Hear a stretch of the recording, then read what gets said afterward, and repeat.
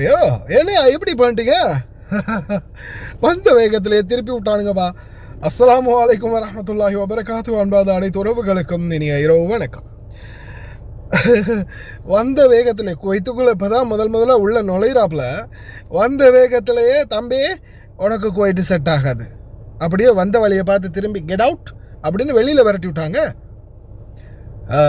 உங்களுடைய முக்காலஃபாவை எப்படி ஆன்லைனில் ரொம்ப ஈஸியாக கட்டிக்கிறது, ஒரு கார்டு இருந்தால் போதும், எப்படி கட்டிக்கிறது அப்படின்ற தெளிவான விளக்கத்தை வீடியோட கடைசியில் அட்டாச் பண்ணுறேன்.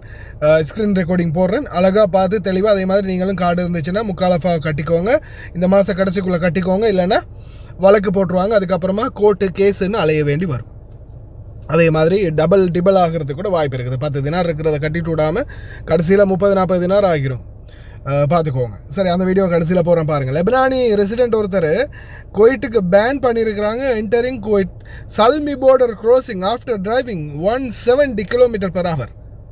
அட்டங்கோனியா 170 கிலோமீட்டர் வேகத்தில் சால்மி பார்டரை க்ராஸ் பண்ணி பைபிள் வந்திருக்காரு.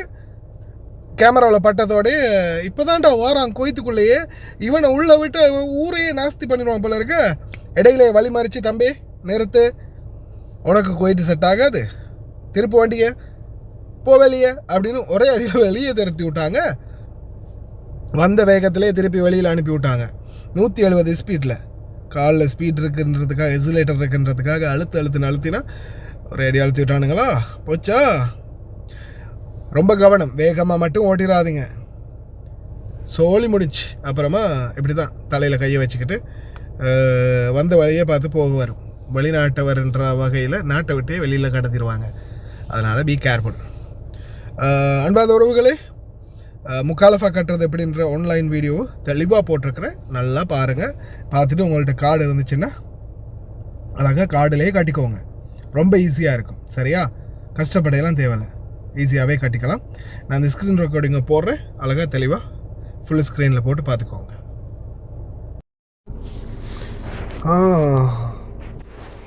சிஎம் விஜய் தான் இப்போ ஹைலைட்டாகவே இருக்கிறாருப்பா.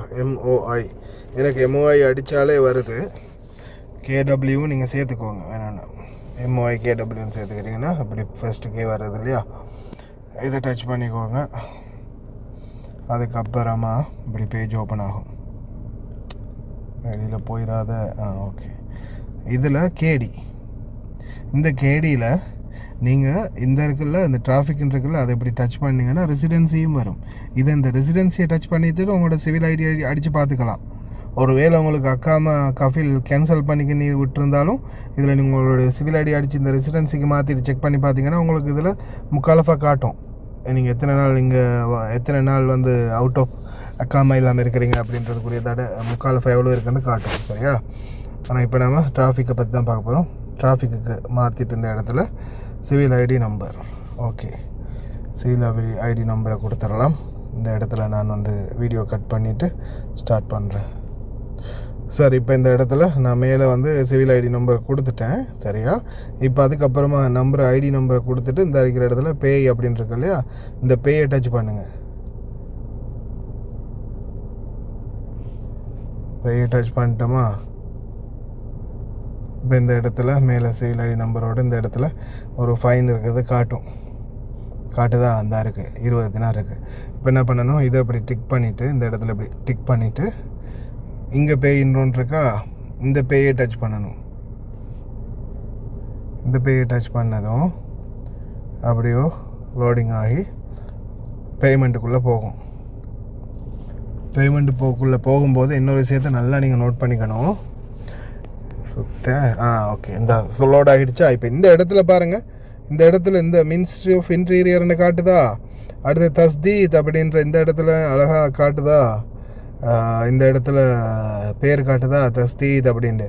இதையும் பார்த்துக்கணும். இந்த இடத்துல பார்த்தீங்களா மினிஸ்ட்ரி ஆஃப் இன்டீரியர், யாருக்கு இந்த காசு அனுப்புகிறீங்க, மினிஸ்ட்ரி ஆஃப் இன்டீரியர் அப்படின்றது அழகாக காட்டும். சரியா, இந்த இடத்துல இதை காட்டும். இதில் தான் நீங்கள் அதை செக் பண்ணிக்கணும். அதுக்கப்புறமா இது நீங்கள் கார்டில் பே பண்ணுறதா இருந்தால், இல்லை நீங்கள் முரூரில் போய் டைரெக்டாக கட்டிக்கலாம். இப்போ இதில் நான் என்னோடய கார்டு நம்பரை கொடுத்து பேமெண்ட் பண்ண போகிறேன். சரி இருங்க, நான் பேமெண்ட்டை முடிச்சுட்டு காட்டுறேன் சார். இந்த இதில் வந்து நம்மளுடைய கார்டு மேலே இருக்கிற 16 நம்பர் சொல்லு சார் அப்படின்னு கேட்கும் இல்லையா, அது மாதிரி கார்டில் இருக்கிற இந்த நம்பரை கொடுக்கணும். இதில் 16 நம்பரை. அப்புறமா இதில் எக்ஸ்பயர் டேட்டு போட்டிருப்பாங்க, எக்ஸ்பயர் டேட்டையும் இயரையும் இதில் கொடுக்கணும் 2வது இதில். அதுக்கப்புறமா நம்மளுடைய பாஸ்வேர்டு என்ன, கார்டுக்குரிய பாஸ்வேர்டு அது என்னன்றதை கொடுக்கணும். எனக்கு நான்லாம் இப்போ இதில் ஆக்டிவ் பண்ணி வச்சுருக்கேன், என்னோடய கார்ட்ஸ் எல்லாமே இதில் கனெக்ட்லேயே இருக்குது. அதனால் நான் இதை சிங்கிள் டச் பண்ணனால போதும், இதில் என்னோடய கார்டு டீட்டெயில்ஸ் எல்லாமே வந்துடும். அப்படியே இன்க்ளூட் பண்ணியிருக்கலன்னா இதில் கார்டு மேலே இருக்கிற 16 நம்பர் இதுலேயும், இதில் முதலாவது எத்தனாவது மாதம் எத்தனாவது வருஷம் முடியுது கார்டு அப்படி எக்ஸ்பயர் ஆகுது அப்படின்ற அந்த டேட்டு, முதலாவது மாதத்தையும் 2வது வருஷத்தையும் கொடுக்கணும். அடுத்தது பாஸ்வேர்டு கொடுத்தீங்கன்னா ஒரு 20 தினாருக்கு உள்ளன்னா எப்படியுமே ஓடிபி வராது.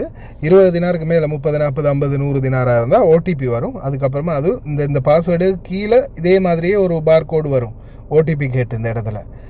அப்போ அதுக்கு அந்த வரக்கூடிய ஓடிபி மெசேஜில் வரக்கூடிய 6 நம்பர் இதில் கொடுத்துட்டு அதுக்கப்புறமா ஓகே பண்ணிங்கன்னா அவங்களுக்கு வந்து ஆக்டிவ் ஆகிரும். சரியா, இருங்க பேமெண்ட்டை பண்ணிவிட்டு வந்துடுறேன். இப்போ பாருங்கள் லோடிங் ஆகுது, லோடிங் ஆகிடுச்சு. ஓகே, பில்லு வந்துடுச்சு பார்த்தீங்களா. ஓகே, நான் பே பண்ணிட்டேன், உங்கள் காசு பேமெண்ட் ஆகிடுச்சு அப்படின்ற பில்லு வந்துடுச்சு. ரசீது எண், பரிவர்த்தனை குறிப்பு, மொத்த தொகை 20, சேவையின் வகை, போக்குவரத்து விதிமீறல், பணம் செலுத்தும் தேதி, டைம் எத்தனை அப்படின்ற எல்லாத்தோடையுமே சேர்த்து இதில் வந்து மொத்தமாகவே வந்துடுச்சு. சரியா, இந்த மாதிரி பண்ணிக்கோங்க. எனக்கு அங்கே கார்டில் இதில் அந்த இது வந்துக்கிட்டு இருக்கு மெசேஜ், உடனே இங்கே ஓடிபி அந்த இது வந்துடும், நம்ம கார்டில் டிடெக்ட் ஆகினது மெசேஜ் வந்து இதில் வந்துடும், எவ்வளோ டிடெக்ட் ஆகிருக்குது அப்படின்னு நோட்டிஃபிகேஷனில். எனிவே இப்படி தான், சரியாக பார்த்து பண்ணிக்கோங்க, குயிக்காக பண்ணிக்கோங்க. ஏன்னா வேகமாக பண்ணலைன்னா என்ன ஆகும்னா வழக்கு போட்டுருவாங்க. அதனால் முடிந்த வரைக்கும் வேகமாக பண்ணிக்கோங்க. கவனம், முடிஞ்ச அளவுக்கு இந்த நண்பர்களுக்கு ஷேர் பண்ணுங்கள். தமிழ் வீடியோனால் பார்க்குறதே 100-200 பேர் தான். சரி, நான் சகிச்சுக்கிறேன், எவ்வளோ காலத்துக்கு என்னை அவாய்ட் பண்ணுறீங்கன்னு பார்ப்போம்.